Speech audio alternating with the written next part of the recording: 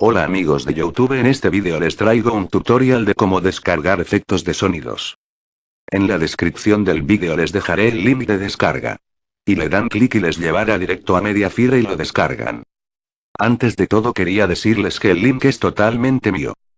Si quieres que te enseñe a personalizar tu buscador de Google, pídemelo regalándome un like.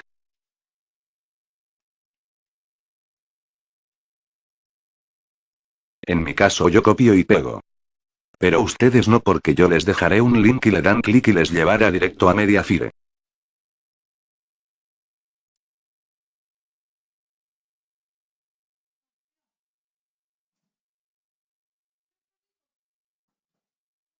Una vez acá les dan a descargar y esperan a que se descargue. Cuando ya se les descargue les quedará un archivo RAR en la carpeta descargas. Le dan clic derecho y le dan donde dice extraer aquí y les quedará una carpeta que se llama efectos de sonido.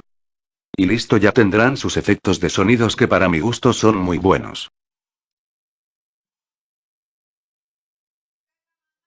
Tendrán muchísimos que puedes usarlos para tus vídeos de YouTube. Oh my god! Oh my god, son muchísimos. Y bueno gente, eso fue todo el tutorial, espero que les haya servido y nada más que decir bye.